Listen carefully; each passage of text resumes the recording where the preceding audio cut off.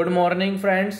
90 शब्द प्रति मिनट की गति से संपादकीय डिक्टेशन स्टार्ट। इसमें कोई शक नहीं कि इजराइल और फिलिस्तीन के बीच विवाद करीब 7 दशक पुराना है, लेकिन पिछले कुछ दिनों से उस समूचे इलाके में जिस तरह का संघर्ष चल रहा है उसने विश्व समुदाय की चिंता बढ़ा दी है।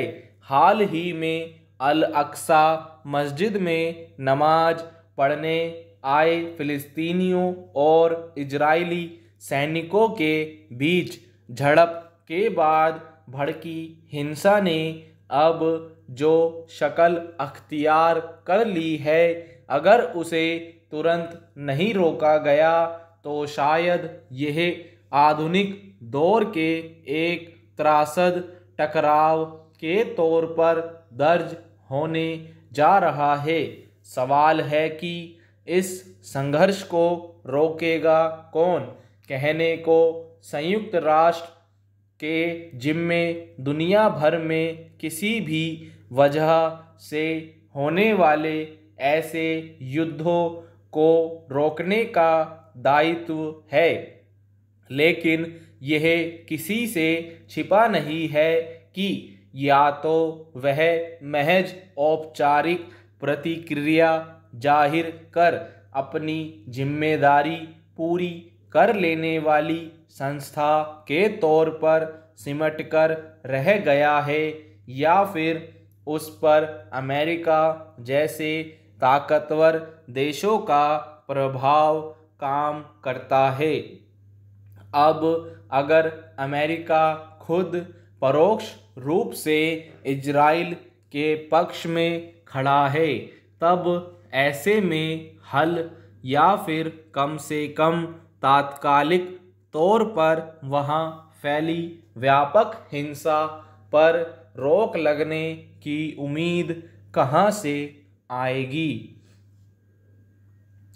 गौरतलब है कि अल अक्सा मस्जिद पर भड़की हिंसा के बाद इजरायली सैनिकों के हमले में अब तकरीबन 225 फिलिस्तीनियों की जान जा चुकी है, जिसमें 5 दर्जन से ज़्यादा बच्चे थे।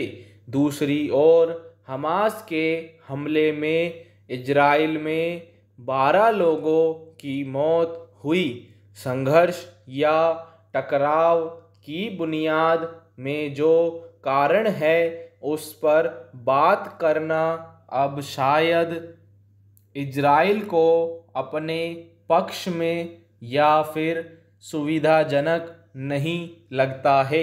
दूसरी ओर हमास को समस्या के हल का अकेला रास्ता हिंसक टकराव लगता है। सच यह है कि फिलिस्तीन के एक हिस्से में एक देश के रूप में अस्तित्व में आने के बाद से अब तक इजराइल ने खुद को सैन्य मोर्चे पर इतना ताकतवर बना लिया है कि युद्ध में उसका सामना करना अकेले हमास के बूते संभव नहीं है। दूसरी ओर फिलिस्तीन के पास स्थायी सेना तक नहीं है और ईरान जैसे कुछ देशों के सहयोग से हमास ही इजराइल के खिलाफ जंग लड़ता है। समस्या यह है कि हमास को अंतर्राष्ट्रीय पटल पर कोई वैध हैसियत हासिल नहीं है और उसे एक आतंकवादी समूह के तौर पर देखा जाता है। यही वजह है कि हमास से संघर्ष के मसले पर इजराइल को अमेरिका या दुनिया के कई देशों का औपचारिक समर्थन मिल जाता है।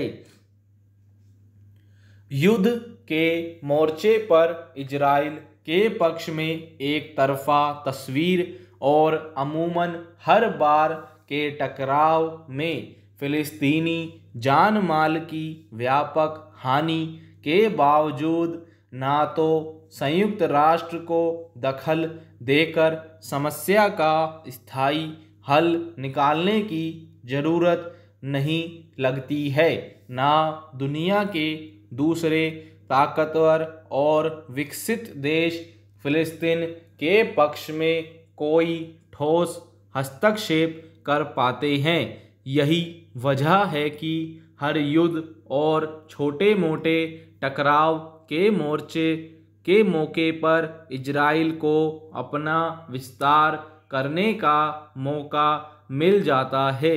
वहीं फिलिस्तीन का भौगोलिक क्षेत्र भी सिकुड़ता जा रहा है।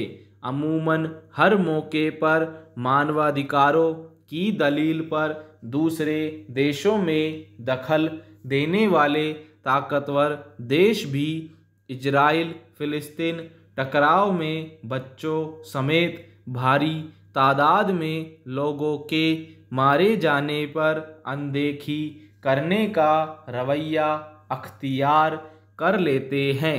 सवाल है कि जो संयुक्त राष्ट्र और वैश्विक समुदाय दुनिया के कई देशों के आंतरिक मामलों में दखल देने के लिए उतावला रहते हैं, उसे इजराइल की स्थापना के समय उसके और फिलिस्तीन के बीच तय हुई वास्तविक सीमा रेखा के मद्देनज़र कोई ठोस हल निकालने की ज़रूरत क्यों नहीं लग रही है। स्टॉप फ्रेंड्स, पीडीएफ का लिंक आपको डिस्क्रिप्शन बॉक्स में नीचे मिल जाएगा। अगर आपने हमारा चैनल अभी तक सब्सक्राइब नहीं करा है तो चैनल सब्सक्राइब भी कर लें और बेल आइकन प्रेस ज़रूर कर लें ताकि आने वाले वीडियो के नोटिफिकेशन आपको जल्द से जल्द मिल सकें। धन्यवाद, मिलते हैं अगली वीडियो में।